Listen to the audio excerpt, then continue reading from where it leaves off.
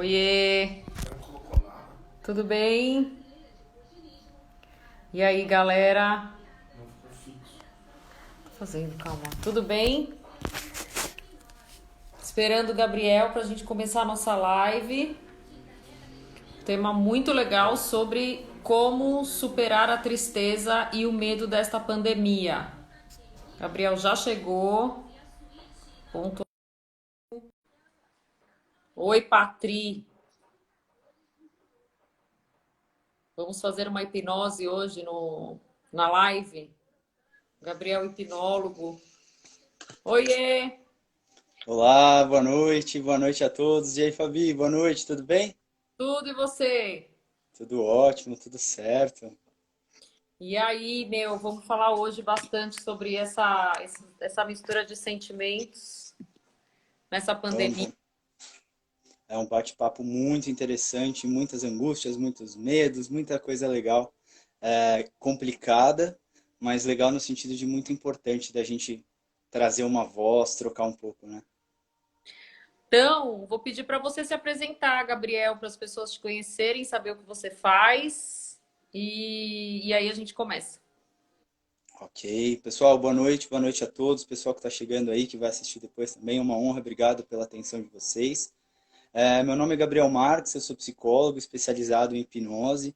E eu atendo na região da saúde, eu tenho um consultório ali na região da saúde e atualmente eu estou fazendo os atendimentos online. Então, sempre fui uma pessoa apaixonada por desenvolvimento humano, apaixonada por mente, por espiritualidade, eu fui entender depois que isso é uma busca filosófica, né? De entender o porquê que a gente faz o que a gente faz, de onde a gente veio, para onde a gente vai, qual o significado da vida. Então, são os temas que mais me apetecem, digamos assim, é algo que mais me chama atenção. Eu sou casado, tenho um bebê de 2 anos que eu sou apaixonado, chamado Gael. E é isso, acho que para começar tá bom. Então, Gabriel, acho que a gente pode começar falando sobre o que essa pandemia causou em algumas pessoas que não eram pessoas medrosas e viraram medo do vírus. Medo de encontrar outras pessoas, medo de descer no elevador, medo de ir no mercado, medo de fazer qualquer coisa e contrair o vírus. E também a tristeza das pessoas que não estão conseguindo trabalhar e tem que, de repente, pensar em um plano B, mas ao mesmo tempo está com uma tristeza profunda. Enfim, comece do jeito que você achar melhor e a partir do momento que for tendo perguntas aqui, a gente vai responder ou durante ou no final, a gente responde as perguntas. Combinado.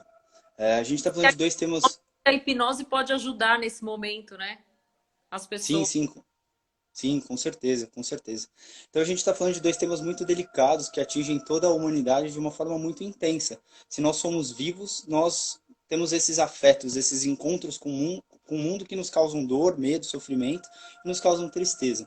Então, como a gente tem uma variedade muito grande, e aí a gente vai entender um pouco o que é a causa da dor, a causa do medo e o que é efeito, que é uma coisa muito interessante da gente pensar, mas como a gente tem uma variedade muito grande de tipos de medo, então eu posso estar com medo de morrer, por exemplo, eu posso estar com medo de adoecer, eu posso estar com medo de pegar um vírus e passar para alguém que eu amo, medo de perder o emprego, medo de falir. Então, a forma do medo, ela vai variar muito. Então, por isso, eu quero trazer uma explicação bem técnica, bem analítica, para trazer novos raciocínios a respeito do que é o medo. O que é sentir medo, né?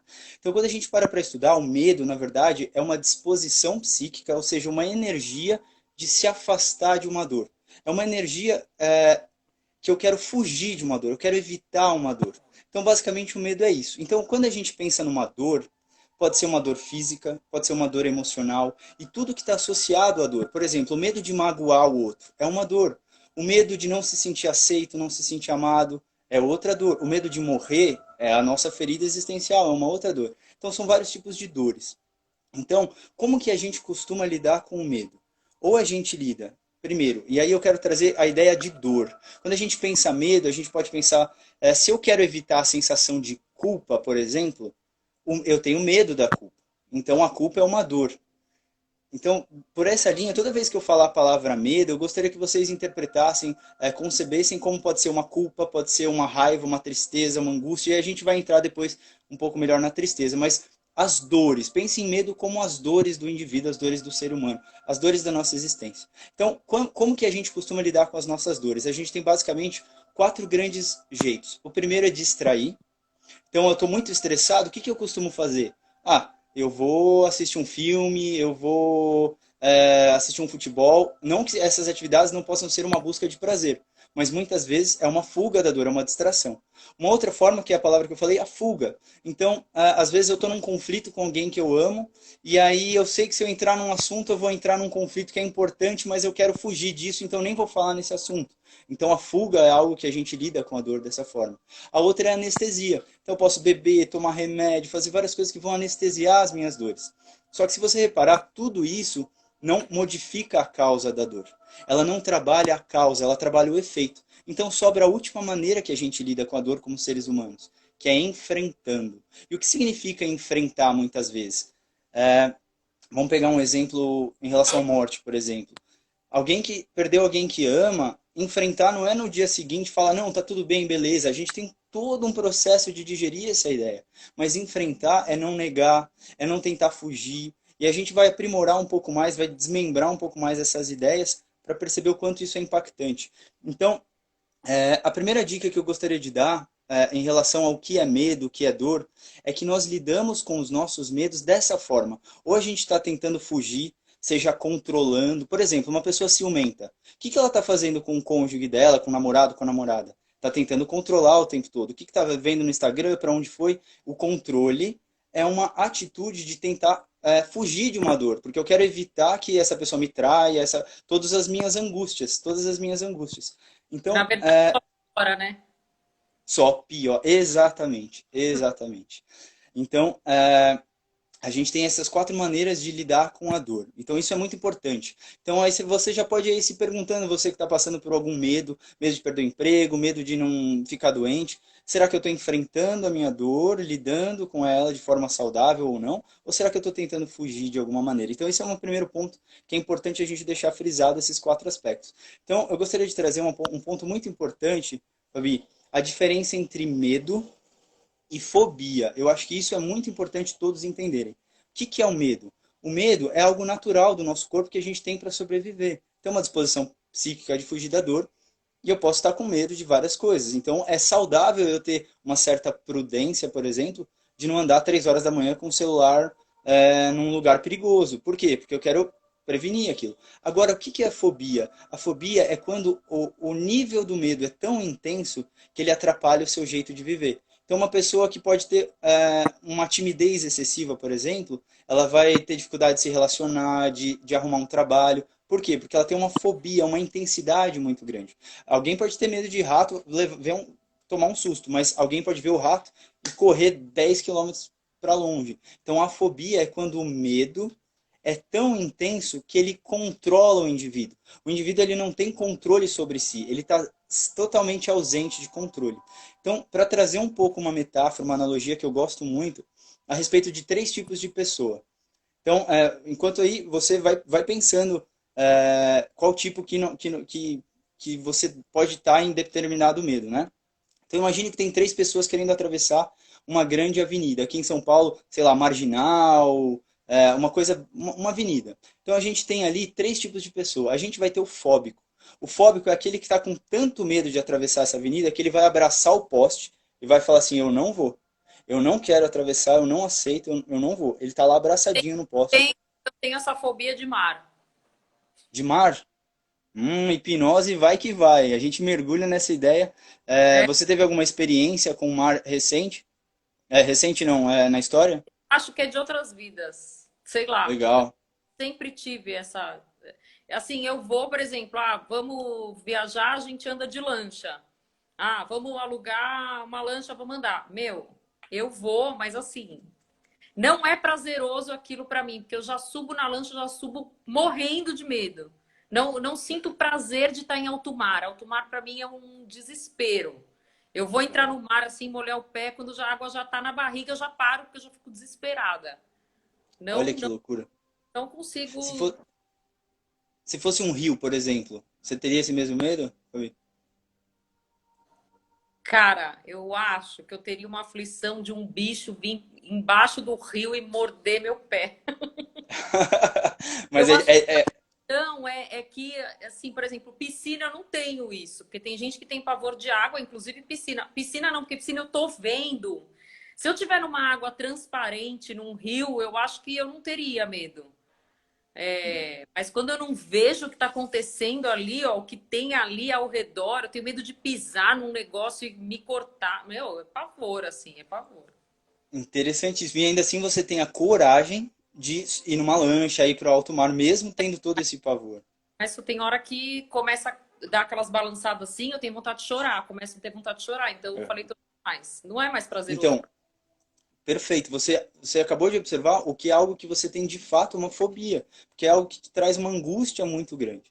Então, é um medo muito grande. Então, tem essa pessoa que está aí abraçadinha no poste. Uma outra pessoa é aquele que aparentemente é confiante, mas no fundo é uma ignorância. Então, uma pessoa que venda, por exemplo, os olhos e fala: Eu sou corajoso, eu sou confiante, eu vou atravessar essa avenida aqui.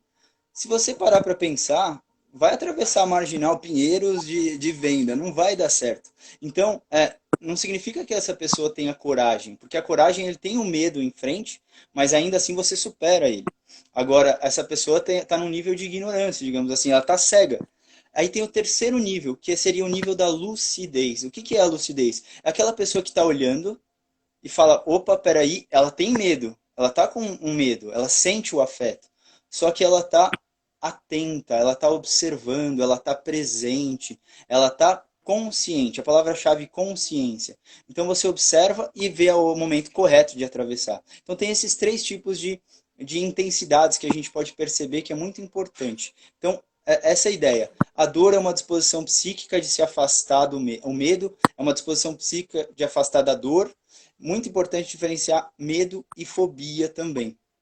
Então, esse é um primeiro ponto. Então, o que eu gostaria de trazer? Como agir diante desses níveis de dor? Esses níveis de dor. Então, antes de falar de como agir desses níveis de dor, eu queria trazer um medo primário e um medo secundário. Olha quanta coisa tem no meio de medo, né, Fabi? Então, por exemplo, eu tenho medo de sair de casa. Isso é um medo primário ou um medo secundário? É um medo secundário, é um medo de efeito. Porque a pessoa não tem medo de sair de casa, ela tem medo de pegar o vírus. Eu tenho medo de pegar o Tá? vírus. Ela não tem medo, ela está com medo, né? Exatamente, exatamente. Ela está com medo. Ela está com medo por uma série de questões da história, da singularidade. Mas o ponto é, ela está com medo de sair de casa, é o medo que ela observa. Mas o medo por trás está em adoecer e o medo por trás de adoecer está em morrer. Olha como funciona. Uma pessoa que tem medo de avião, na maioria das vezes, ela não tem medo de entrar no avião.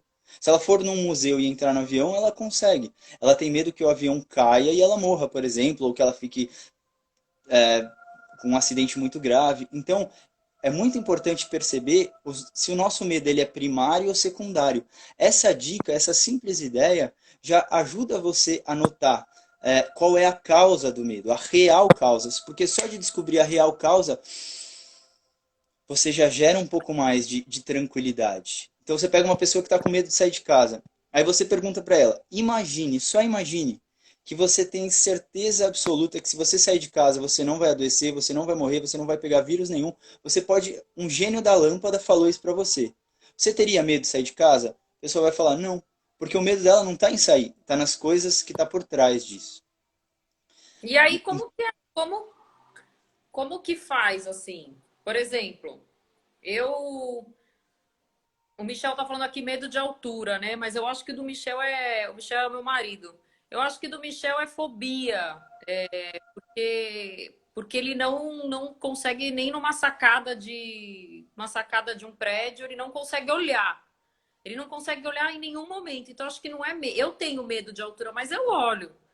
Ele, eu acho que é fobia, não é medo, né? Igual eu com o mar, não é medo, é fobia. Primeiro Yes. que eu tenho a fazer,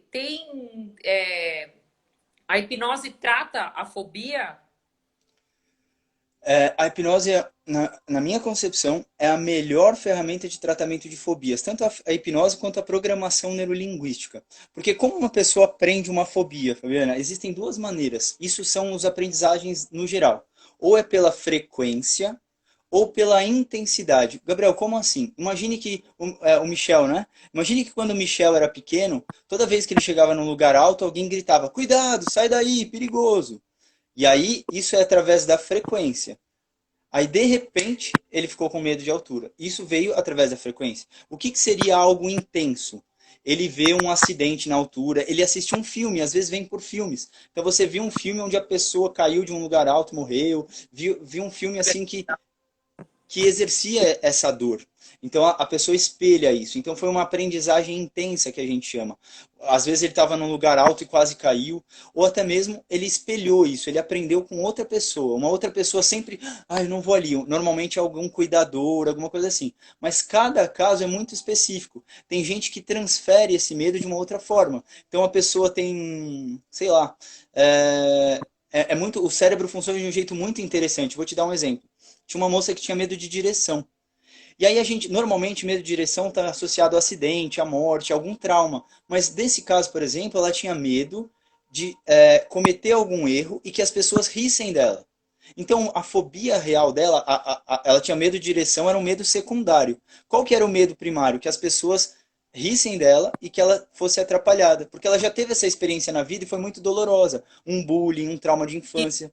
Quem sofre muito bullying tem esse medo de.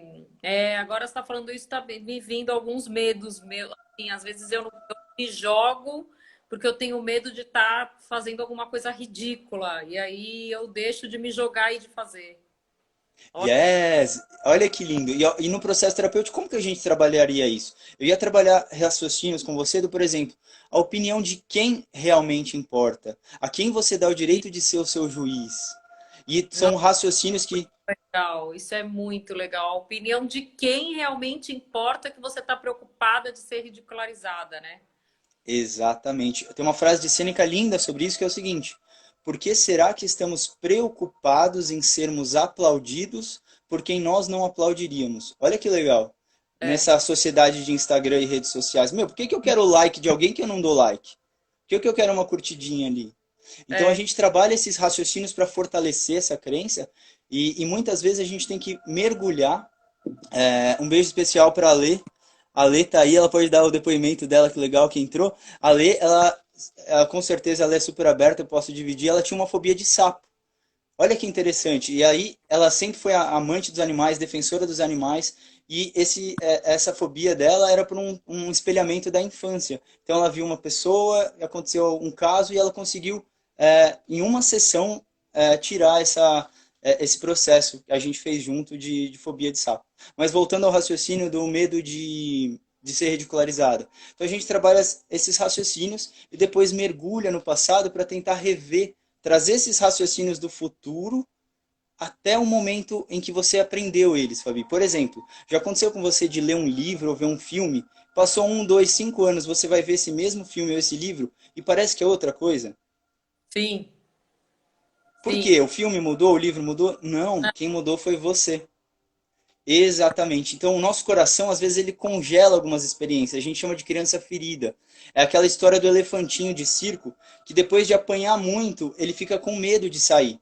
Mas depois que ele cresce, ele pode destruir o circo inteiro, mas ele está condicionado ao medo.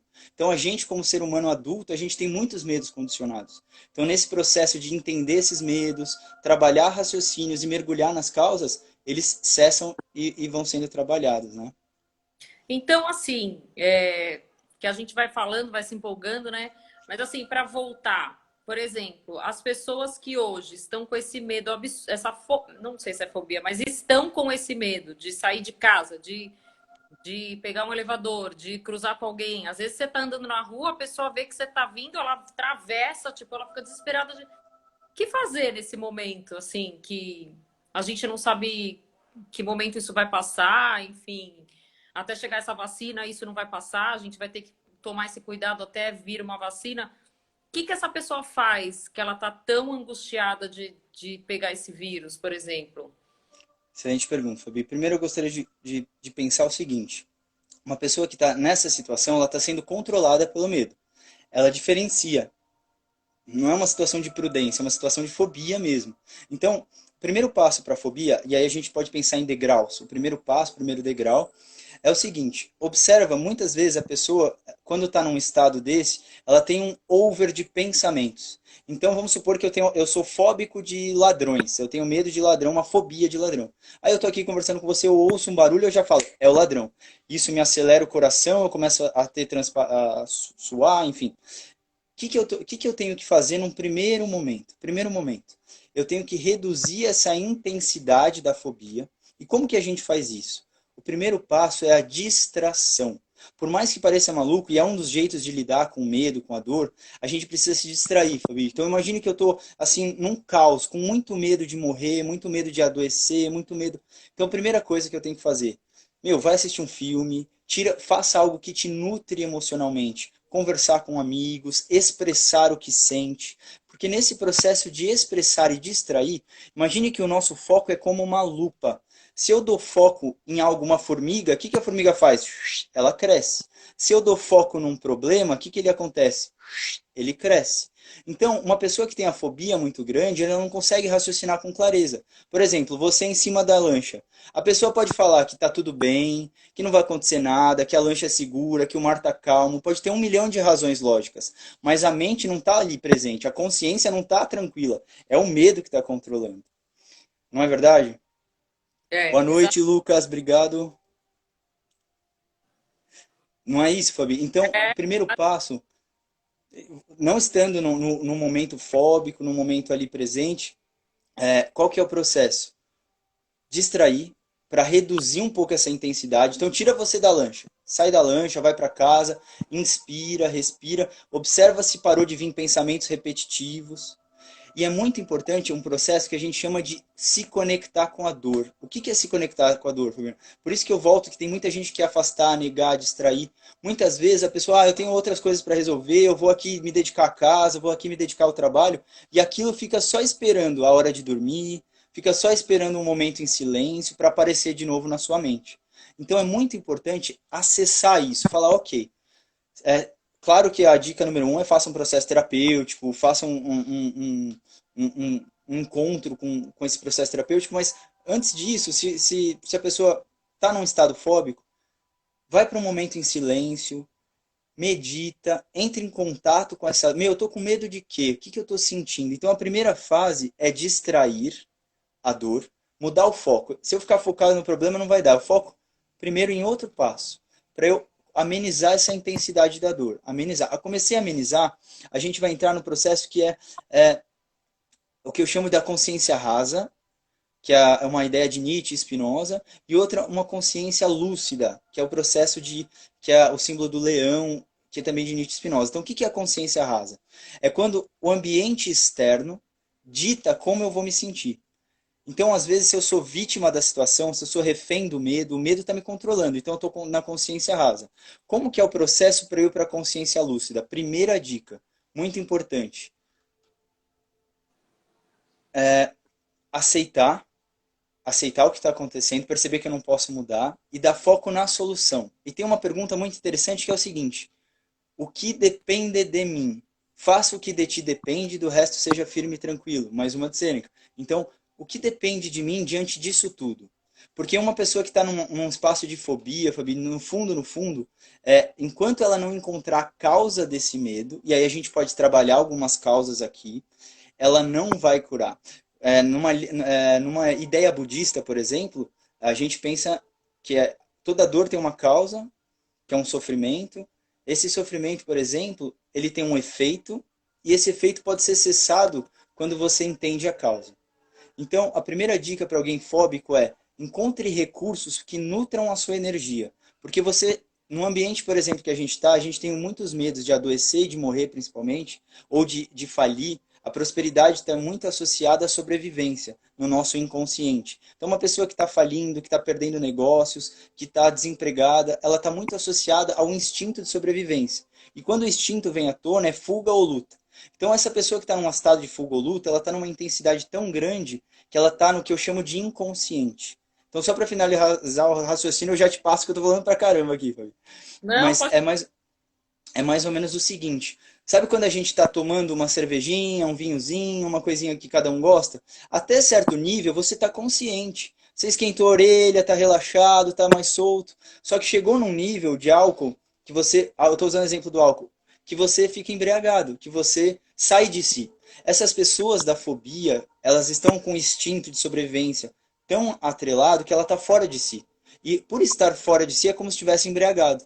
Então ela está vendo de outra forma, se mexendo de outra forma, respirando de outra forma, porque ela Vendo está sem. lucidez, né? Tá vendo com. Exato. E aí, esse seu amigo aí, Lucão, falou, mas no ambiente da quarentena você muda de um foco e medo para outro. Acho que é muda de um medo para outro, né? Uhum.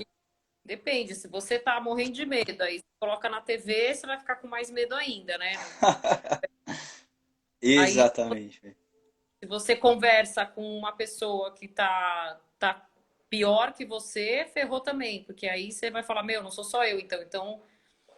Então acho que é complicado, né? Ainda mais nesse momento, assim. Eu acho que é isso, as pessoas têm que estar do lado de pessoas que sejam um pouco mais. Eu vejo assim, que nem num casamento, sabe? Acho que se os dois forem doentes por alguma coisa, não vai ter equilíbrio. Uhum. Então, sempre, se um for um pouco mais organizado e o outro for mais desorganizado, vai ter uma briga? Vai, mas pelo menos um vai falar para o outro, relaxa um pouco. E eu acho que quando você está com muito medo, por exemplo, da quarentena, do vírus, eu acho que se você se cercar só de pessoas que estão vivendo nessa angústia, nesse medo, vai ser muito pior, né? Eu acho que você tem que conversar com pessoas que estão mais tranquilas, que estão menos apavoradas. Eu não sei. Você pode me dizer se eu estou falando besteira. Concordo 100%, né, Fábio? Porque a gente tem aquela história, nós somos a média das 5 pessoas que mais convivemos. Então, Alguém muitas vezes, está falando que a pessoa não tem lucidez para procurar isso.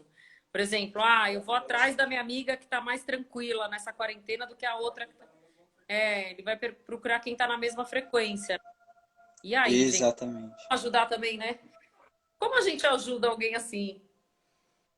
É interessante pensar nisso, né, Fábio? Porque as coisas só nos atingem na altura que a gente está. Só que isso não significa que a gente é aquilo. Isso é um ponto muito importante de se lembrar. Então vamos trazer agora algumas metáforas terapêuticas, algumas ideias para começar a ressignificar essas dores. E a primeira delas é a ideia da transitoriedade da vida. Porque nós, como seres humanos, a gente não gosta da ideia de transitoriedade. Tudo que a gente ama, tudo que a gente gosta, a gente quer que dure mais. Aquela comida gostosa, nossa, podia não acabar nunca. Aquela conversa com a amiga podia não acabar nunca. Tudo que a gente gosta de fato, a gente quer que dure bastante. Então, a gente não aceita a transitoriedade da vida, o fluir da vida. Então, o primeiro passo, se você, vamos supor, eu sei fazer matemática básica, só que se um dia eu errar numa conta, não significa que eu sou incompetente, que eu esqueci a matemática, não. Foi simplesmente aquele momento, naquele dia. Então, de que forma que eu aplico isso na vida? Se você está diante de uma situação de muita dor, de muita dificuldade, não significa que a gente abaixa, digamos, a energia num nível que a gente fica muito refém das circunstâncias. Então, como que a gente assume esse protagonista de novo? Recursos externos e internos, principalmente. Então, falando da transitoriedade, como aceitar a fluidez da vida? Como perceber que as estações da vida, um dia está em verão, um dia está em inverno, um dia está outono, como perceber essa transitoriedade que é da vida?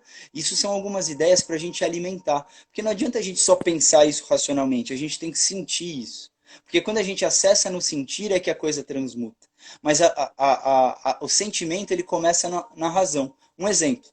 Você está andando na rua e viu a propaganda de um refrigerante. Aí você abriu o celular e viu a propaganda desse mesmo refrigerante. Ligou a TV, ligou a internet, foi indo. No final de semana deu uma vontade de repente de tomar tal refrigerante. Foi de repente? Não. Aquilo martelou tanto na sua cabeça que desceu para sua vontade, para o seu inconsciente, para o seu subconsciente.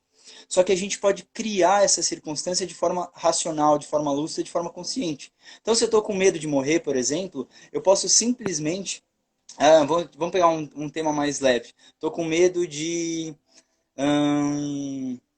adoecer, um passo anterior. Então, estou com medo de ficar doente, por exemplo.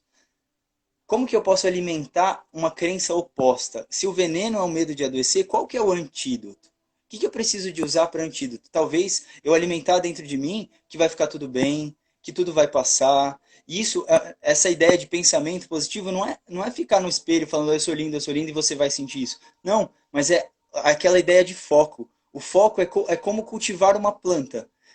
Quanto mais eu cultivo com amor, com atenção, com energia, mais ela vai crescer. Então, o foco, ele potencializa as coisas. Se eu dou foco na cura disso, em modificar isso, isso começa a acontecer. Uma das formas muito importantes é buscar conhecimento. Spinoza dizia que conhecimento é o maior dos afetos, porque ele te afeta, ele faz te ampliar a vida, te faz ampliar a visão. Então, eu posso buscar conhecimentos tanto técnicos, conhecimentos estatísticos, conhecimento com especialistas, posso buscar filosofia. Eu até peguei como recomendação que eu vou trazer sobre a brevidade da vida de Sêneca, um livrinho do tamanho de nada, super baratinho, maravilhoso, que traz essa importância de saber aproveitar a vida, de como a gente esquece da transitoriedade. E aí eu queria trazer, aproveitando o engate aqui maluco, Fabi, o que eu chamo de minas terrestres de medo. Isso daí é uma expressão que eu aprendi no Instituto Milton Erickson com meus queridos professores. Deixo um abraço para o João Humberto Vanin, Baiar Galvão. Então, o que seria essas minas terrestres? Às vezes a gente tem algumas fobias que estão lá no fundo e a gente não sabe disso. Então a gente está vivendo a vida numa boa, numa boa, numa boa, atinge determinada idade, perde alguém importante. Perde alguém importante, desmorona a minha vida. Bruf. Eu fico ali 2, 3, 4, 5 anos sofrendo de um luto, sofrendo de uma angústia, sofrendo de uma tristeza. Por que que me atingiu com tanta força?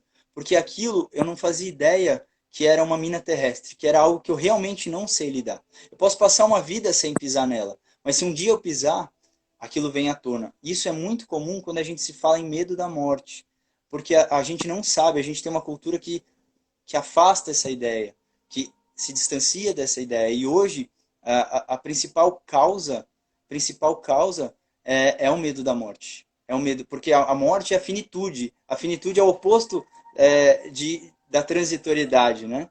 Eu Então, um acho, pouquinho disso. na verdade, assim, eu acho que o primeiro passo é você reconhecer que você está assim.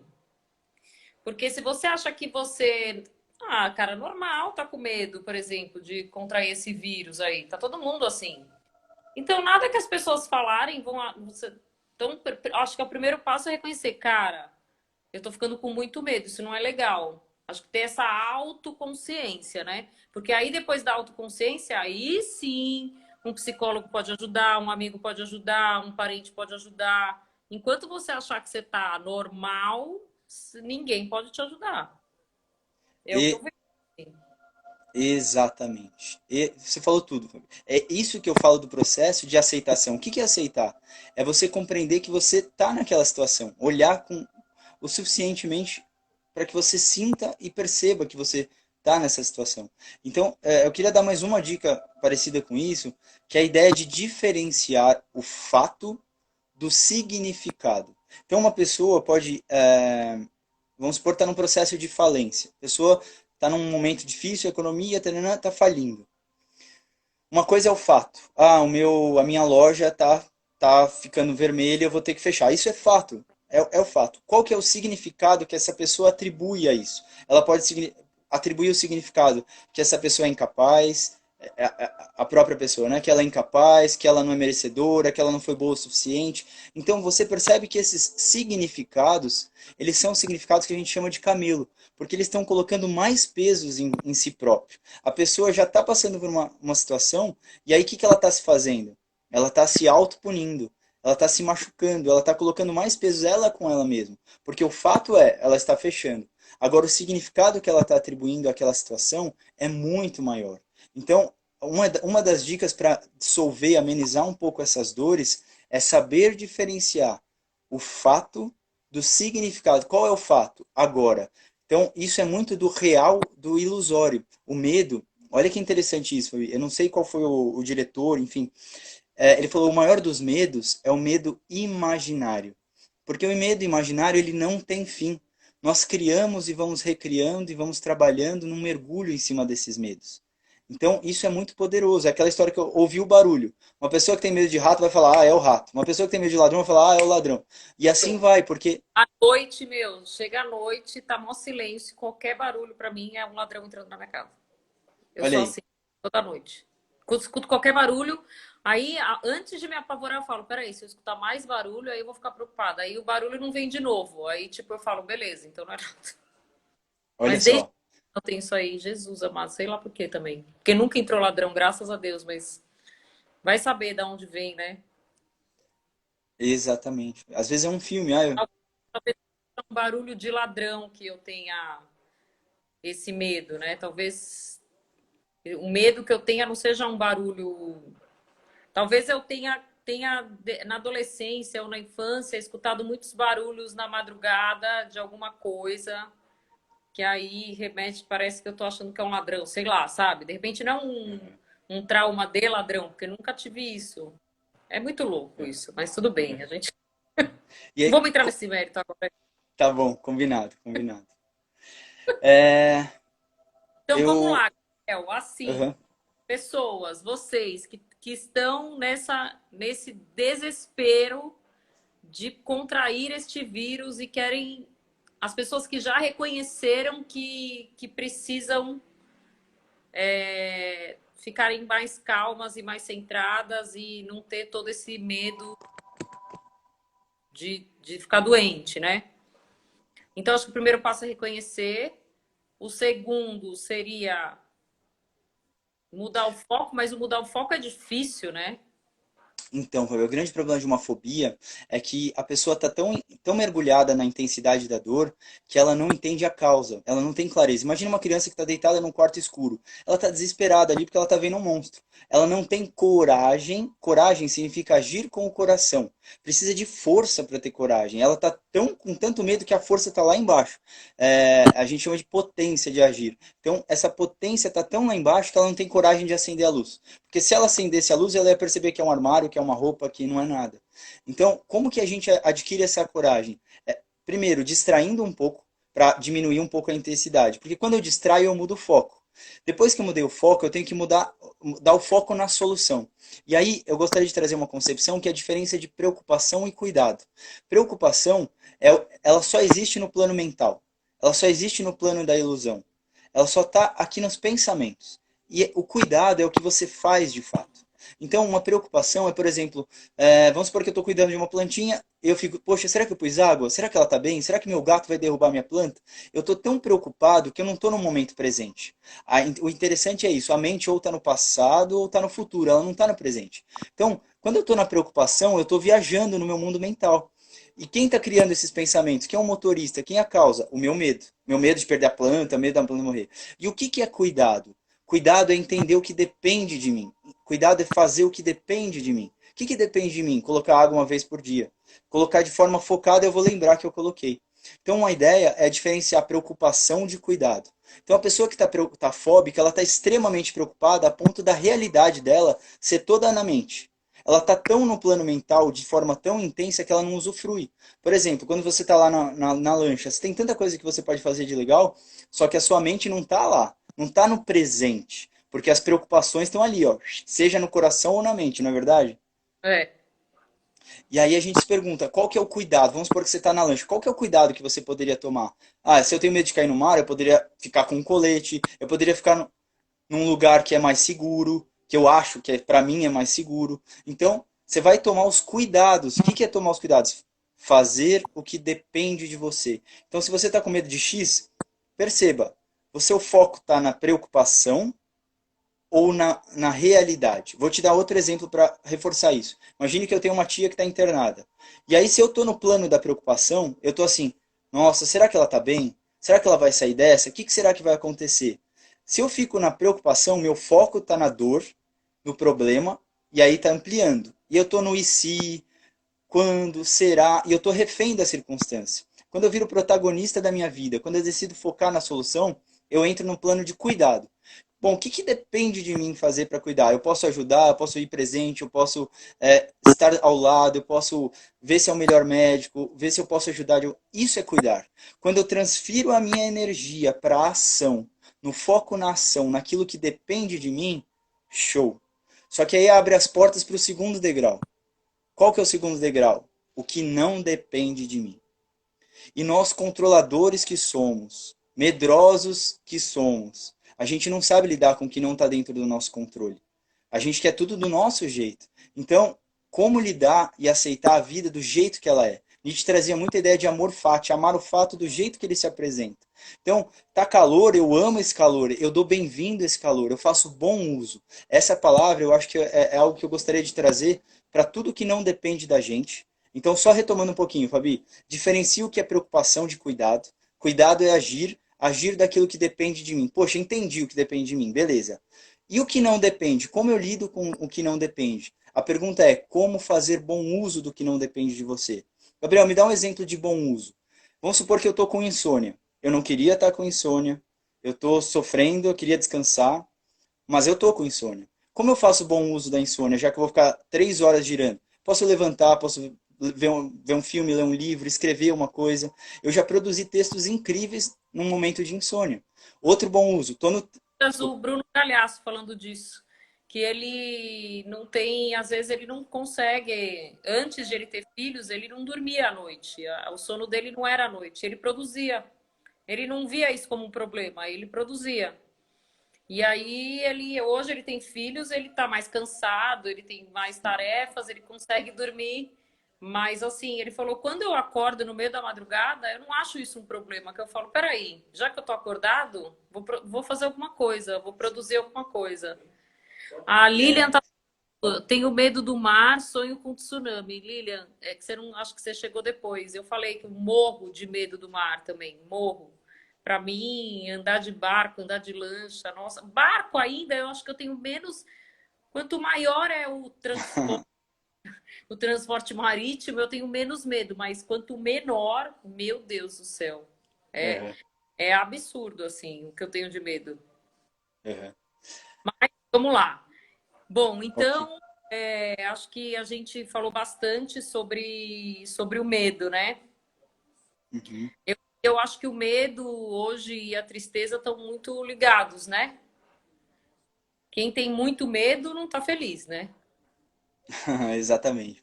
Então a gente está num momento de muita mudança, muita adaptação. A gente passa por isso, né? A gente está num patamar e a gente vai para outro, se adapta. Então a gente está num momento de desconforto, aí vai ficando mais confortável, ficou confortável. Aí a gente faz. Esse é o ciclo da vida, né? A gente conforto, evolui, desconforto. Conforto, evolui, desconforto, em vários aspectos. O que é tristeza? Quando a gente pega a origem da palavra, ela tem muito a ver com desânimo. Ânimo vem de alma, ânima, energia. Então a pessoa, quanto mais triste, menos potente ela tá, menos animada, menos com vontade, menos acesso aos próprios recursos. Então, uma pessoa triste é como uma pessoa que está com 39 graus de febre, uma pessoa muito triste. Porque a pessoa que está com 39, ela não quer se arrumar bem, ela não quer comer uma comida gostosa, ela não quer conversar, ela quer ficar na cama quieta. Por quê? Porque ela está sem potência de agir, ela está sem força vital, essa força que nos move. Então, quais são os passos quando a gente está com intensidades altas de emoção?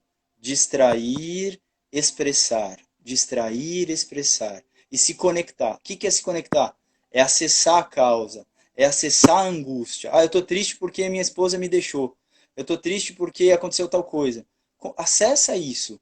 Não tenta ficar o tempo todo distraindo. Eu distraí um pouco, eu vou acessar, eu vou pensar, eu vou conversar com alguém. O que é expressar? Conversa com uma amiga, vai para um terapeuta. Isso vai te fazendo se conectar. Vai fazendo você ter novos insights, novas perspectivas. E assim vai. Uma dica muito interessante, não existe nada que a gente esteja sofrendo que o mundo, alguém já não tenha sofrido. Então uma pessoa que está falindo, uma pessoa que está ficando sozinha, uma pessoa que está adoecendo, alguém já passou por isso e já deu algumas pistas, algumas dicas de ideias para trabalhar isso. Então isso é muito interessante. Os grandes filósofos, os grandes mestres, os especialistas. Então essa é uma outra dica muito legal. Então é nessa ideia de desânimo, mais uma vez, o que é o fato e o significado? Ah, eu estou triste porque eu estou com medo de perder o emprego. Qual que é o fato? Você não perdeu o emprego ainda. Você está na preocupação. O que você pode fazer para cuidar disso? Meu, prepara um currículo, se dedica mais, fica atento ao mercado. Isso é ação, fazer o que depende de você. E assim vai. É mais ou menos a mesma ideia. Como fazer bom uso? Então, Bruno Galhaço, acordou no meio da noite. Qual que é o fato? Acordou no meio da noite. Que significado que ele deu? Olha como isso é importante, Fabi. Ele podia ter falado, caramba, não acredito que eu acordei no meio da noite. Ele está negando aquele processo que eu falei de querer afastar a dor. Poxa, eu quero dormir. Não aceita que ele já acordou.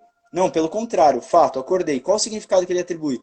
Puxa, legal, vou fazer bom uso. Então ele já está condicionado mentalmente a fazer bom uso desses acasos e desses imprevistos, dessas dificuldades, né? Eu sou uma pessoa que quando acordo no meio da noite e perco o sono, eu fico bem brava, porque eu sou uma pessoa que gosto muito da manhã. E se eu fico sem energia na manhã, se eu não consigo fazer minhas coisas de manhã, nossa, meu dia não fica a mesma coisa, porque eu não sou uma pessoa noturna, eu sou uma pessoa diurna.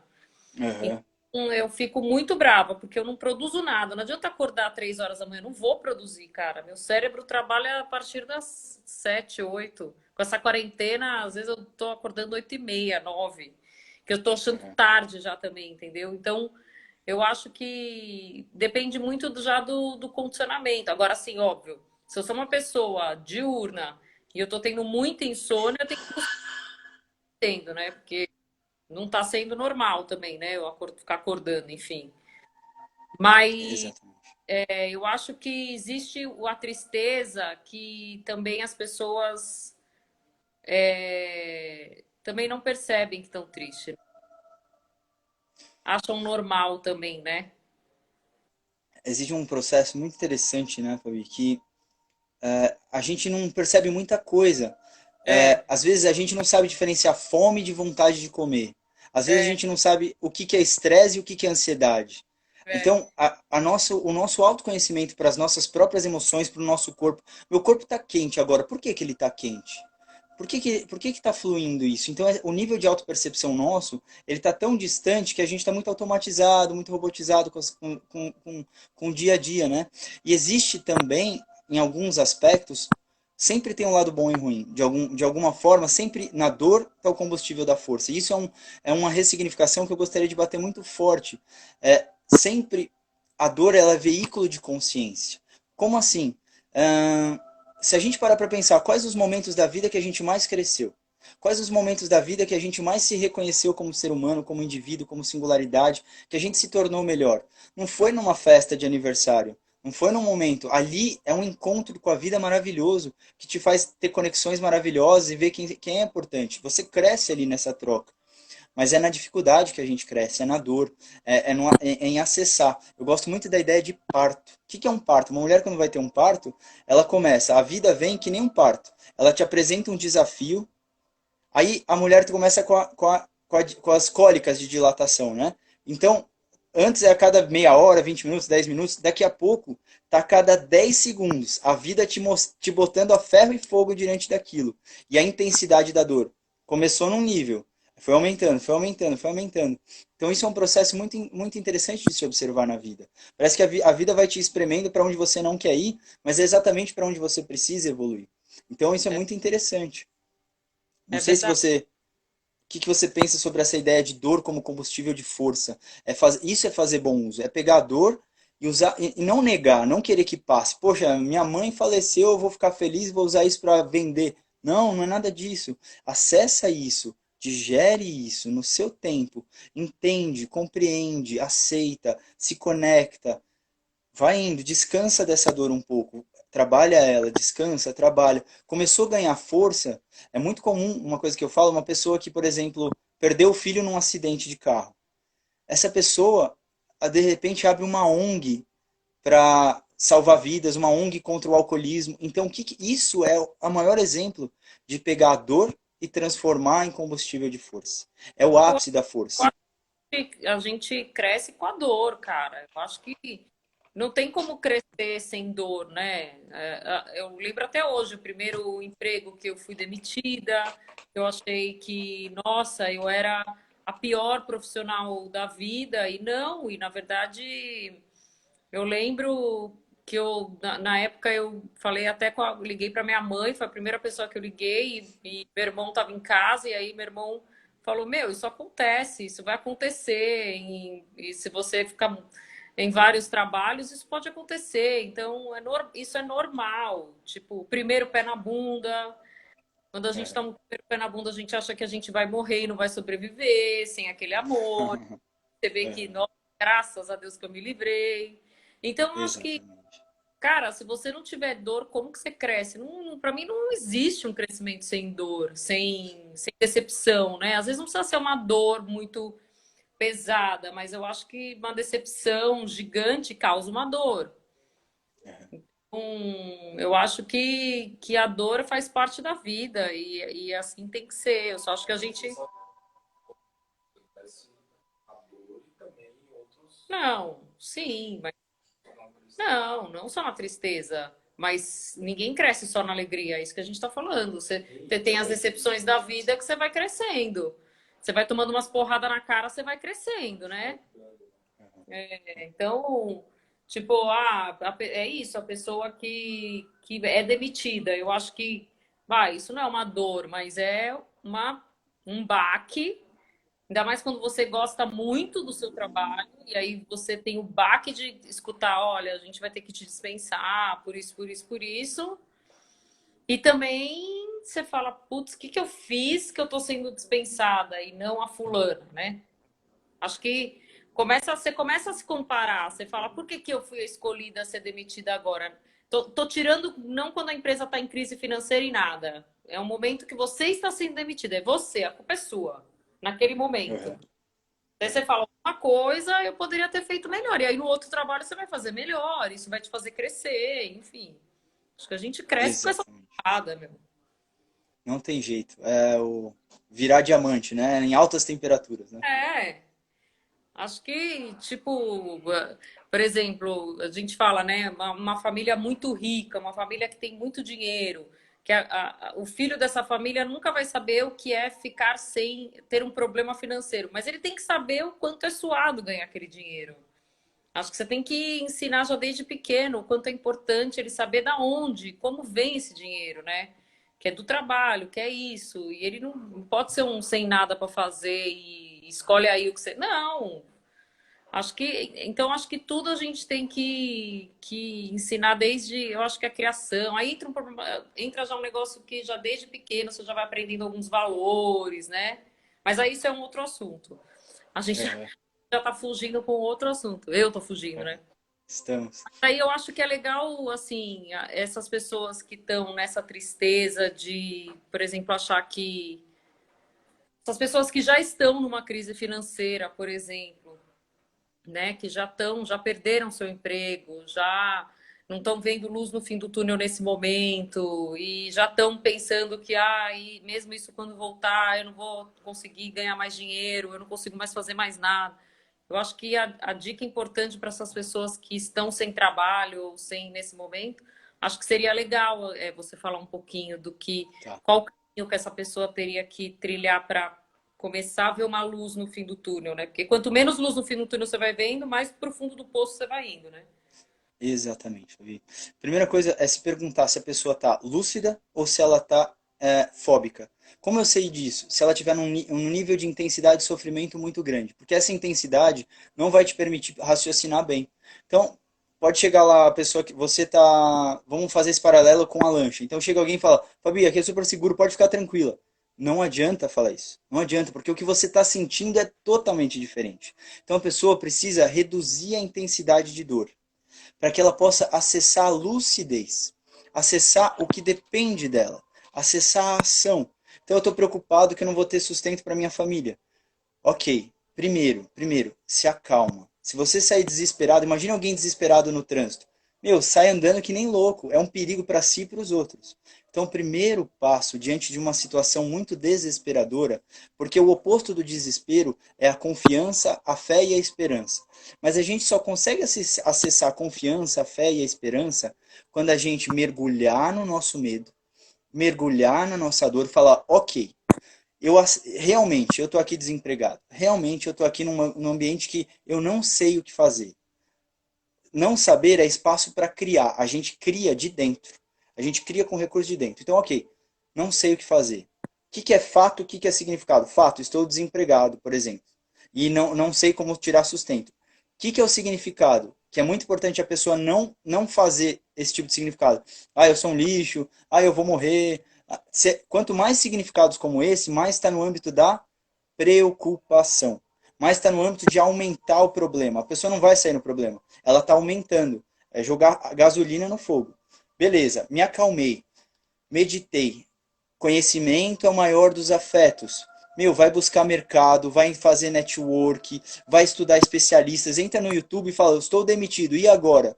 Meu, você vai achar muitas ideias legais. Entra no Shark Tank, entra não sei aonde, programas de TV de empreendedorismo. Meu, vem tantas ideias, você vê umas coisas e fala, nossa, eu nunca pensei nisso. Tá ganhando dinheiro aqui fazendo isso. A pessoa começa a criar o quê? Esperança, confiança. Aí ela foca na solução. Primeira pergunta, você que está aí com muito medo ou muito triste, seu foco está no problema ou na solução? Se o foco estiver na solução, você começa a ganhar forças para agir. Eu acho que esse é o ponto fundamental, Fabi. Botar o foco na solução, fazer bom uso. O que é fazer bom uso? É falar assim, meu, eu estou desempregado, não tem como mudar isso. Então, eu vou tirar o que eu posso de melhor desse instante. Vou criar. Quantas pessoas abriram grandes negócios em um momento em que foram demitidas, né? Dizem que os momentos de crise é o momento que mais você tem a criatividade, né? Exatamente. Não querer, né? No caso. Uhum. Fazer um É, bom brigadeiro, vai lá fazer um brigadeiro para vender, né? Aí eu escutei uma vez, tipo, ah, mas todo mundo faz brigadeiro, mas como você, ninguém faz. uhum. O brigadeiro não é igual da fulaninha que faz também, né? Uhum. Umas coisas que as pessoas não percebem é que normalmente a gente quer afastar a dor, mas a dor, se ela é utilizada de forma certa, ela nos impulsiona. Um exemplo, eu adoraria acordar às 5 da manhã, meditar, ler um livro e fazer 2 horas de exercício, mas eu não consigo. Não é porque Também eu não. não sou capaz, mas é porque eu não tenho motivação. Agora, vamos supor que amarraram uma bomba no meu filho e falaram, Gabriel, você tem que acordar às 5 da manhã. 4 horas eu estou em pé fazendo flexão. Não precisa se preocupar, porque é o motivo que nos dá a força. É. Então, às vezes, a dor, ela vira esse motivo. O que nos motiva? O que é motivação? É o que nos motivação. E ela está associada a prazer e dor.